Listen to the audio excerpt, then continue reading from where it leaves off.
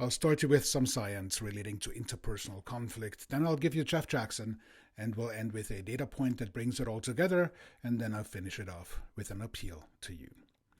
If it bleeds, it leads. That's the old newspaper moniker, and it still holds true to today, perhaps even more so. If someone gets hurt, pranked, or otherwise negatively impacted, we're all in, we're captivated.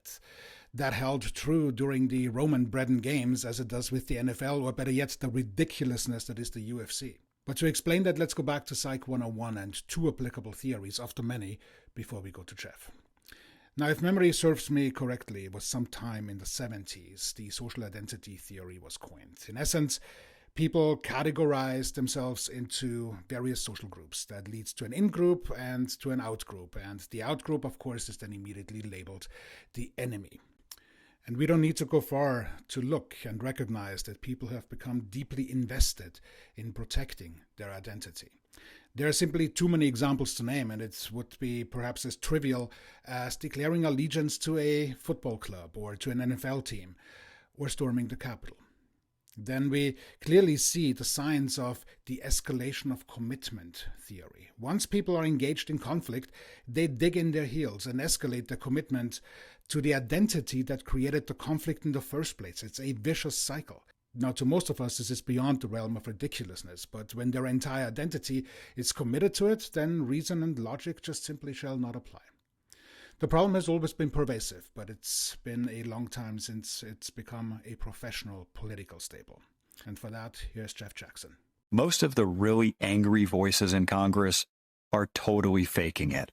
These people who have built their brands around being perpetually outraged, it's an act. I've seen a bunch of examples. Here's one. I've been in committee meetings that are open to the press and committee meetings that are closed. The same people who act like maniacs during the open meetings are suddenly calm and rational during the closed ones. Why? Because there aren't any cameras in the closed meetings, so their incentives are different. Simply put, the captivating soapboxing of inadequate representation does indeed work. It's what got us to J6, another almost government shutdown, where they barely bought us 45 days of breathing room, and a bloviated bag from Florida who's now committed to the vacating of the Speaker of the House position.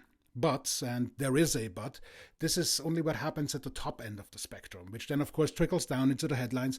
But from there, and this is where it gets treacherous, it is picked up by social media influencers who capitalize on conflict. Now, this Creators Live was floated on my FYP yesterday, and I would not, in full disclosure, in my wildest dreams, participate in their mudslinging, but I managed to barely grab a screenshot. Now, the figure that you're seeing here is this person's income from TikTok just last month.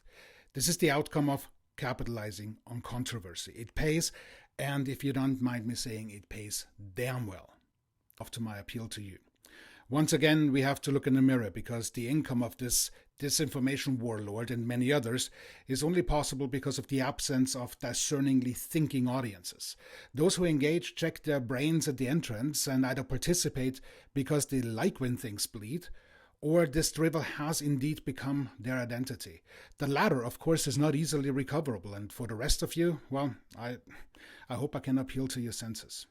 There's going to be a ton of propaganda, a ton of misinformation. A lot of people are going to fall for it. He's going to be totally shameless in pushing it, and it's just going to be a brutal experience. The harsh reality is that we will not change how creators act and capitalize. They will do that until we fall off the cliff, because in the meantime they're making money. The responsibility to starve them out from producing bullshit rests with us. What you watch and how you engage translates to what you pay attention to, and what you pay attention to converts to dollar signs. My appeal, my request, is for all of you to please spend your currency wisely.